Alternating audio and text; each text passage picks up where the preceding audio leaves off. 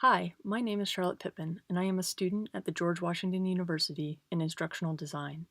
My project this semester was to conduct an instructional needs analysis of public affairs training for executive level leaders in my organization, the United States Coast Guard. My client, the Chief of the Office of Public Affairs, identified a performance gap in executive level leaders lacking the ability to speak at an executive level for the organization, including being able to handle senior level media embeds, confrontational media interviews and congressional testimony, national level crisis communications, and the general ability to speak in short clips which can't be cut up and taken out of context.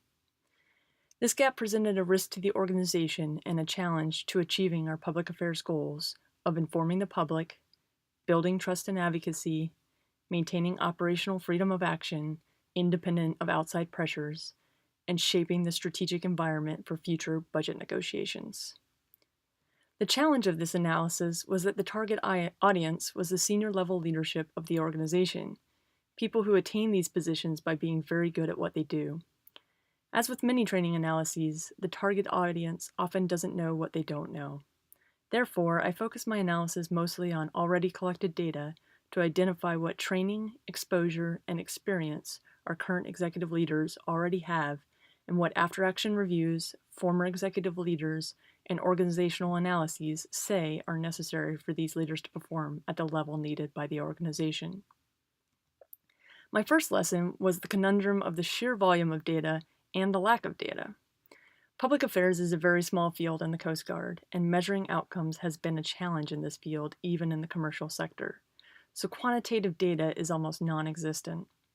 I did find a lot of useful data through after-action reports, interviews with former executive leaders, biographies of current executives, course curriculums, and many, many more. The more I dug, the more data I was able to find. The problem became mining through that data for something useful that would be convincing to the organization. This is where the data collection questions really came in handy and allowed me to focus on only what was important to define the gap. At some point, you have to stop looking for data and just start working with what you have. Deciding what to use and what to let go was one of the biggest challenges of this assignment, and my biggest takeaway was focusing on the organizational goals, and anything that didn't speak to that did not add value. My second lesson learned was that surveys are easy and surveys are really hard. When starting a training needs analysis, I think all of us automatically jump to, I'll do a survey to find out the current state. It seems like the easiest solution, which will give you nice, clean, quantitative data. The reality is that writing unbiased survey questions to get the data you need is incredibly difficult, and writing surveys, sending them out, and collecting the data takes a lot of time. Also, as I stated before, often your target audience doesn't know what they don't know. I had initially planned to send out a survey as part of my data collection, but after a lot of hard work and frustration trying to figure out the best way to get what I needed out of it, I realized that I already had more reliable and useful data from other sources.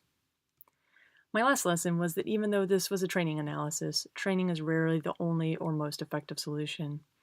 As with most complex problems, lack of knowledge and skills is almost never the answer, because if it was, it probably would have been solved a long time ago. Training is often the simplest and cheapest of solutions, so it becomes the go-to default. Changing culture, norms, and traditions are tough and not often solutions leaders want to hear. It was no different with my analysis. Although I did find a severe lack of training and experience through my analysis, this was really due to a lack of understanding of the value of public affairs in the organization. So while it was important to give the client what they requested, we need to also point out the other barriers to closing the gap between the desired and current state. If we don't, the training alone will not close the gap and will be considered a failure, which in turn could devalue the training needs analysis in your client's eyes. Training, however, could be the first step in teaching the students what those other barriers to progress are and engaging them in finding the solutions. My conclusions for others starting out a training analysis are: make a plan to focus your data collection efforts, mine your organization for already existing data, and keep an eye out for the non-training gaps that emerge and don't be afraid to point them out. The instructional needs analysis process has been extremely helpful in focusing problem-solving efforts to ensure you don't chase solutions to the wrong problems. Getting the most bang for your buck is critical for small organizations like mine, which don't have the resources, people, or time to pursue any training or activities that don't lead to positive organizational outcomes.